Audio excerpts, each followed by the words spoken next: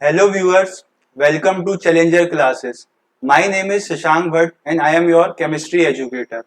तो आज व्यूअर्स हम लोग क्लास 12 केमिस्ट्री का एक सेगमेंट स्टार्ट करेंगे जिसमें कि हम लोग चैप्टर 2 जो कि हमारी एनसीईआरटी के अकॉर्डिंग सॉल्यूशंस है उसको पढ़ेंगे। अब चैप्टर 1 आप लोग सोचोगे कहाँ गया, तो इस बार रिवाइज सिलेबस आया है जिसमें कि सॉलिड स्टेट 12 बोर्ड्स में नहीं है, लेकिन बाद में हम लोग कवर करेंगे कॉम्पिटिटिव एग्जाम्स के लिए, तब हम लोग आगे पढ़ेंगे उसको। ठीक, तो हम लोग अपना स्टार्ट करते हैं सेशन और हमारा जो टॉपिक है वो है सॉल्यूशंस। अब पता होना चाहिए कि भाई ये टॉपिक कितना वेटेज रखता है हमारे 12 बोर्ड्स में, तो ये अप्रोक्सीमेटली 7 मार्क्स का आएगा। ठीक, अब इसमें क्या क्या कंटेंट्स हम लोग कवर करने वाले हैं, हम लोग देखेंगे कि सॉल्यूशंस कितने टाइप्स के होते हैं, फिर सॉल्यूशन में जो जो चीजें प्रेजेंट है वो कितने अमाउंट में है, तो उसके लिए हम लोग कंसंट्रेशन टर्म्स पढ़ेंगे। देन जो हमने सॉल्यूशन बनाया है जिन चीजों का वो आपस में कितना मिक्स हुई है, तो उसके लिए हम सॉल्युबिलिटी पढ़ते हैं। फिर नेक्स्ट चीज आती है वेपर प्रेशर। वेपर प्रेशर से फिर हम लोग आगे सब टॉपिक्स पढ़ेंगे, राउल्ट्स लॉ और ideal non ideal solutions. And at last हम कुछ प्रॉपर्टीज पढ़ेंगे सॉल्यूशन की जिससे हम उसकी और फर्दर स्टडी कर सकेंगे, जिसे बोलते हैं कॉलिगेटिव प्रॉपर्टीज। ठीक, तो हम लोग स्टार्ट करते हैं अपना क्या टॉपिक, सॉल्यूशंस। अब सॉल्यूशन को समझने से पहले आपको मिक्सचर्स को समझना होगा। आप अपने अराउंड कोई भी चीज देख लो, अभी आप पेन कॉपी लेके बैठे हो तो पेन में क्या है, इंक। इंक भी दो चीजों का मिक्सचर है, एक डाई होगी जो कलर प्रोवाइड कर रही होगी इंक को, दूसरा कोई लिक्विड मीडियम होगा। तो कोई भी सब्सटेंस हमारे नेचर में, हमारी सराउंडिंग में प्योर सब्सटेंस की तरह एग्जिस्ट नहीं करता है, वो दो या दो से ज्यादा चीजों का क्या होता है, कॉम्बिनेशंस। तो उसी को हम क्या बोलते हैं, मिक्सचर्स। तो अगर मिक्सचर की बात करें तो उन्हें कैसे डिफाइन करेंगे कि these are the materials made up of two or more than two substances। ठीक, अब अगर बात करें कि सर मिक्सचर्स कितने टाइप के होते हैं, तो मिक्सचर दो टाइप के होते हैं, homogeneous mixtures and heterogeneous mixtures. तो अगर हमें इसको किसी भी ऐसे इंसान को समझाना है जिसे केमिस्ट्री नहीं पता है ना, बेसिक लैंग्वेज में, तो होमोजीनियस मिक्सचर के लिए आपको अपने किचन में एंटर करना होगा, और गर्मी चल रही है तो नींबू पानी बना लेना। तो नींबू पानी बनाने के फर्स्ट स्टेप में आप देखोगे कि आप चीनी घोल रहे होगे, शुगर का सॉल्यूशन बनाओगे वाटर में। जब आप डिसॉल्व कर लोगे तो आप एक स्पून सॉल्यूशन निकालना, चाहे सरफेस से चाहे बल्क से, आप देखोगे दोनों का टेस्ट एक जैसा है, मतलब वो यूनिफॉर्म है थ्रू आउट। तो इस तरीके के मिक्सचर्स को हम क्या बोलते हैं, होमोजीनियस मिक्सचर, जिनका की फेज, यानी कि फेज मतलब कैसा देखने में लग रहा है, वो एक जैसा दिखेगा ऊपर से नीचे तक। ठीक, उस तरीके के मिक्सचर्स क्या होते हैं, homogeneous mixtures. Then next category आती है हमारी हेट्रोजीनियस मिक्सचर्स की। इसमें क्या है कि जैसे बच्चे खेलते हैं, पानी रखा रहता है, उसमें मिट्टी डाल दी उन्होंने, सेंड डाल दिया, तो आप देखोगे कि सेंड कुछ देर बाद नीचे सेटल डाउन हो जाता है।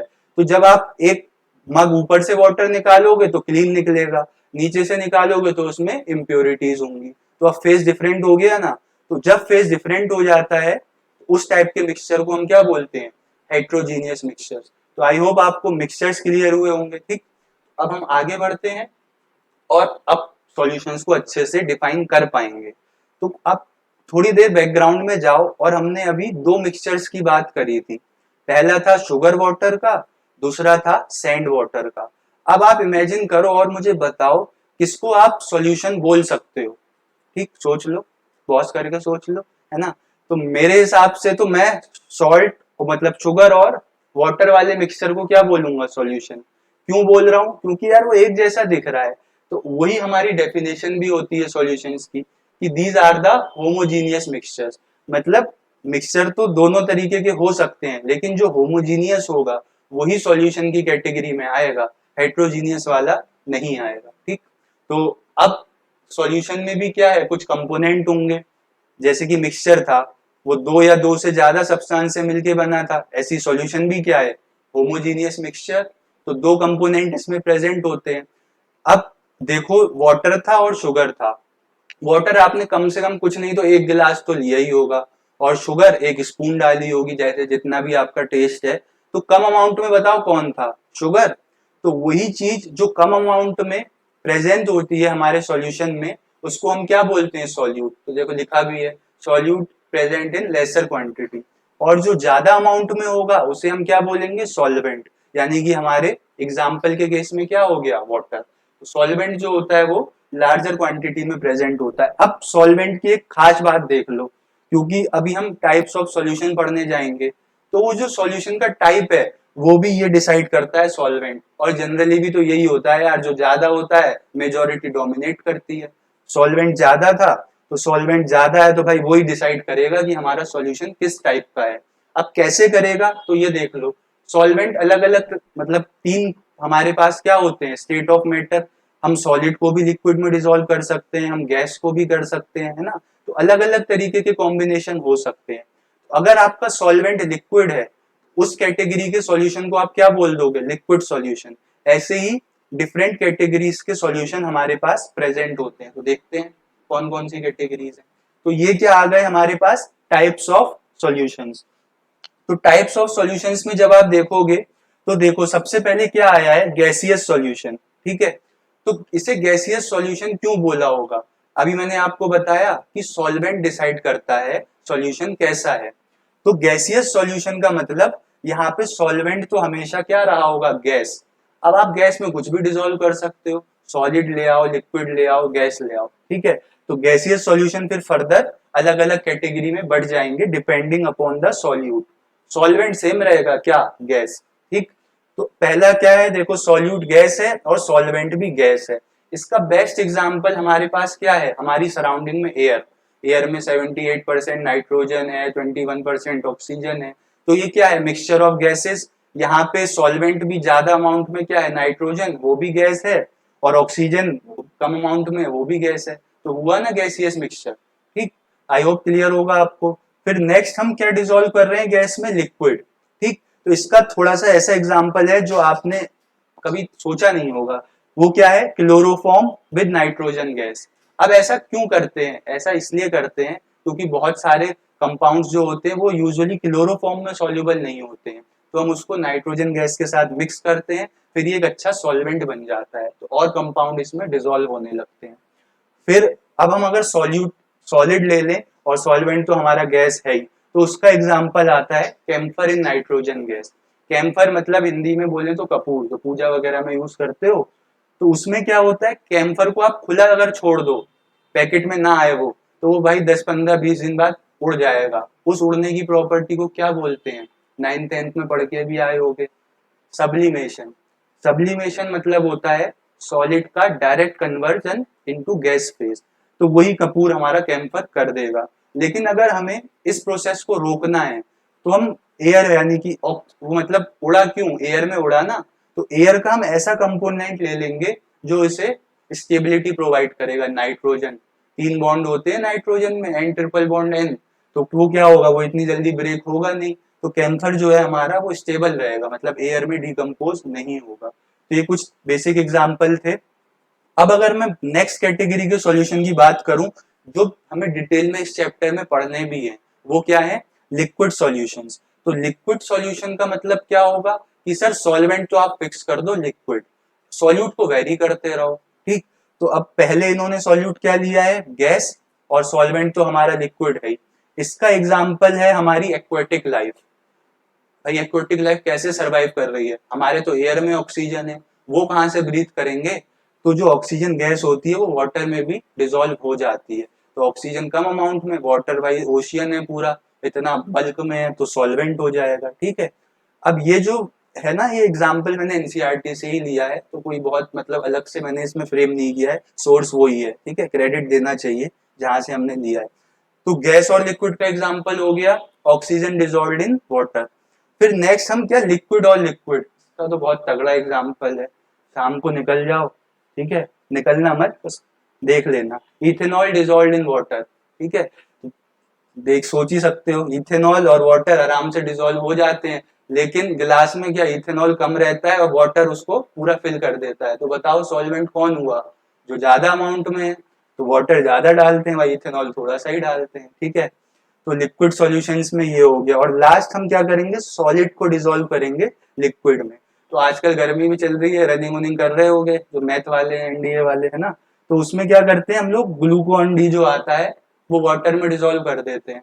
तो ग्लूकोन डी तो वही 2-3 चम्मच डालते हैं, वाटर एक गिलास होता है, तो वाटर ज्यादा है मतलब लिक्विड है, तो सॉल्वेंट क्या हो गया, लिक्विड, और सॉल्यूशन क्या हो गया, लिक्विड सॉल्यूशन। ठीक।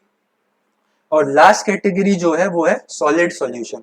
सॉलिड सॉल्यूशन मतलब सॉल्वेंट फिक्स रहेगा, सॉलिड, फिर हम सॉल्यूट को वेरी करते रहेंगे। ठीक है, पहले गैस को ऐड करेंगे सॉलिड में। इसका एग्जांपल है solution of hydrogen in palladium. अब कहोगे ये क्या है, इसका देखो 11th में एक रिएक्शन हुआ करती थी हाइड्रोजनेशन, जिसमें हम क्या करते थे, एल्कीन में H2 ऐड कराते थे। लेकिन H2 कोई हमारे घर खेत की मूली थोड़ी है, वो तो गैस है, इधर उधर उड़ जाएगी। तो उस गैस को हमें क्या करना पड़ेगा, एक सरफेस पे बिठाना पड़ेगा कि भाई बैठ जाओ, इधर से हम अपना दूसरा मॉलिक्यूल लाएंगे। तो ये वो हाइड्रोजन गैस है जो हम पैलेडियम के सरफेस पे बैठाते हैं। पैलेडियम कैसा होता है, मेटल, सॉलिड फॉर्म में रहता है, सरफेस तो बड़ा होगा, गैस थोड़े थोड़े मॉलिक्यूल्स होंगे, तो क्या हो गया हमारा सॉलिड जो है वो सॉल्वेंट हो गया। नेक्स्ट आएगा हमारे पास, लिक्विड को डिसॉल्व करेंगे सॉलिड में, तो इसका एग्जांपल होता है amalgam of mercury with sodium. इसको हम लोग इलेक्ट्रोकेमिस्ट्री में देखेंगे, इलेक्ट्रोड बनाने में यूज करते हैं ना, सब चीज की अपनी एप्लीकेशन है, कुछ भी हैवी नहीं हो रहा है। नेक्स्ट हम क्या करेंगे, सॉलिड और सॉलिड का, तो भाई प्योर गोल्ड होता है, इतना महंगा है, हर कोई पहन नहीं सकता, तो क्या कर देते हैं, सुनार लोग मिलावट कर देते हैं, कॉपर ऊपर मिला देते हैं, तो उससे क्या होता है, रेट भी कम हो जाता है ज्वेलरी का, अपने भी शौक पूरे हो जाते हैं। तो क्या example, copper dissolved in gold. तो आपने देख लिया, मतलब एक मार्क्स में क्वेश्चन कभी कभी आ जाता है ना, बोल देंगे कि ऐसा सॉल्यूशन बताओ जिसमें सॉल्यूट ये रहेगा, सॉल्वेंट ये रहेगा। तो आपको एग्जाम्पल ध्यान रखने, और वो एग्जाम्पल अब जो आप डेली लाइफ से रिलेट कर सको, क्योंकि सारे रट्टा मारना पॉसिबल नहीं है। ठीक, तो यहाँ से आपको टाइप्स ऑफ सॉल्यूशन पता लगा होगा। ठीक है, सॉल्यूट में, सॉल्यूशन में खास बात क्या है, सॉल्यूट और सॉल्वेंट, अब ये कितना कितना प्रेजेंट है ये भी तो बताना पड़ेगा। तो उसको बताने के लिए हम लोग क्या पढ़ते हैं, कंसंट्रेशन टर्म्स।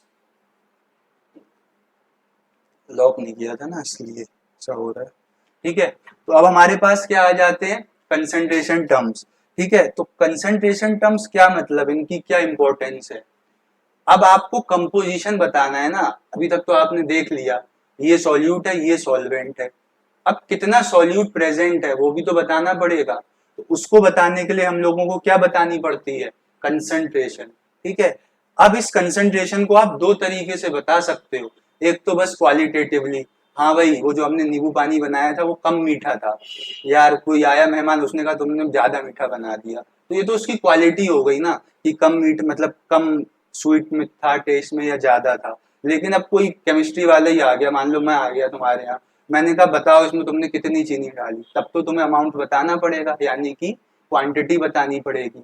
तो जो दो तरीके हैं उसमें पहला होता है क्वालिटेटिव और दूसरा होता है क्वांटिटेटिव। तो अगर मैं क्वालिटेटिव की बात करूं, तो क्वालिटेटिव में दो टर्म्स यूज होते हैं, एक होता है डाइल्यूट, एक होता है कंसंट्रेटेड। अब सर डाइल्यूट क्या होता है, डाइल्यूट देखो, लैब पता नहीं स्कूल तो जा ही रहे होगे, लैब में देखते होगे एसिड होता है, एक होता है डाइल्यूट HCl, एक होता है कंसंट्रेटेड HCl। तुम किसको बहुत आराम से हैंडल करते हो, मतलब किससे तुम्हें खतरा ज्यादा है, कंसंट्रेटेड से ही होगा। तो वहां पे ऐसा क्या हो गई खतरनाक चीज, वहां पे सर एसिड उसमें ज्यादा प्रेजेंट है, तो वही मतलब होता है यहाँ पे भी कंसंट्रेटेड का। कंसंट्रेटेड मतलब जो आपका सॉल्यूट है वो आपके सॉल्यूशन में ज्यादा है, ज्यादा अमाउंट में प्रेजेंट है, लिखा भी है देखो, relatively larger quantity of solute. लेकिन अगर डाइल्यूट सॉल्यूशन की बात करेंगे तो वहां पे सॉल्यूट उस मतलब होगा, तो सॉल्यूट हमेशा ही कम होगा सॉल्वेंट से, लेकिन आपस में अगर दो सॉल्यूशन को देख रहे हो, जैसे एक डाइल्यूट एसिड है एक कंसंट्रेटेड, तो डाइल्यूट वाले में क्या होगा, अमाउंट कम होगा सॉल्यूट का एज कंपेयर टू कंसंट्रेटेड। लेकिन ये इतना फीजेबल नहीं है ना, अब अमाउंट भी तो बताना पड़ेगा, ये तो भाई ऐसी लेमन लैंग्वेज में हो गया।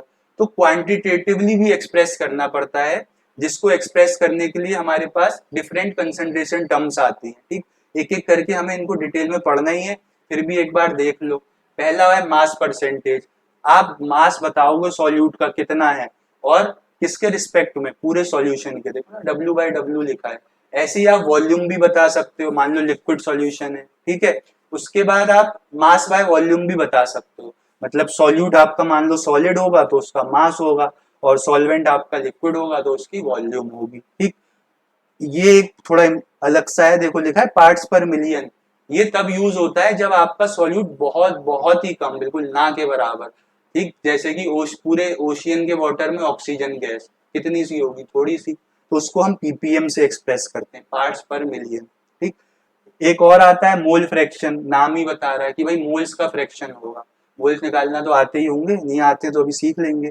फिर आता है हमारे पास क्या, मोलैरिटी। ठीक, एयर लास्ट में आता है मोलैरिटी। तो हम इन्हीं कंसंट्रेशन टर्म्स को अब एक एक करके डिटेल में पढ़ेंगे। ठीक, तो पहला हमारे पास क्या था, पहला हमारे पास था मास परसेंटेज। ठीक है, अब मास परसेंटेज क्या होगा, मास को छोड़ो, अपने मार्क्स की परसेंटेज बता दो, 11th में कितने आए थे, बताओ भी मत, कैलकुलेट कैसे कर रहे हो ये सोच लो। ठीक, तो कैलकुलेट कैसे कर रहे होगे तुम कि सर 5 पेपर हुए थे और हमारे सब में मान लो 90 भी आए, इतने आए नहीं होंगे वैसे, 9 तो 95 से कितना हो गया 450, तो 450 हमारे क्या हुए ऑब्टेन्ड मार्क्स, और टोटल कितने थे 500। तो हमने परसेंटेज कैसे निकाली होगी सर, 450 अपॉन 500 इंटू 100 करके। तो वही यहाँ पे यूज होगा। यहाँ पे देखो हमें क्या करना है, यहाँ पे हम लोग अब आपको देखो मास परसेंटेज की बात चल रही है, तो मास परसेंटेज के लिए हम आगे बढ़ते हैं और इसे बंद करते हैं, बंद हो जाओ। ठीक, तो मास परसेंटेज को कैसे आप फॉर्मूले से आप बताओगे, मार्क्स तो आपने निकाल दिया, मास बताना है। ठीक है, तो मास परसेंटेज को हम लोग कैसे डिफाइन करते हैं, हम लोग क्या ले लेते हैं, सॉल्यूट को ऊपर रखेंगे, जो कम अमाउंट में होगा उसका मास कितना है, ठीक, हम लोग ऊपर क्या रख लेंगे, मास ऑफ सॉल्यूट। ठीक है, और अपॉन में क्या आ जाएगा, जैसे वहां पे टोटल मार्क्स आए थे वैसे यहाँ पे क्या आ जाएगा, टोटल आपका मास ऑफ सॉल्यूशन, जो आपका सॉल्यूशन में पूरा मास प्रेजेंट होगा वो आ जाएगा। तो फॉर्मूला क्या बन गया, मास ऑफ सॉल्यूट अपॉन में मास ऑफ सॉल्यूशन। यहां से तो केवल फ्रैक्शन निकलेगा, अब इसको परसेंटेज में कन्वर्ट करना है तो आपको 100 से क्या करना पड़ेगा, मल्टीप्लाई करना पड़ेगा, फिर ये परसेंटेज बन जाएगा। तो हमारे पास मास परसेंटेज का क्या फॉर्मूला आया, मास ऑफ सॉल्यूट अपॉन में मास ऑफ सॉल्यूशन। ये तो सर फॉर्मूला हो गया।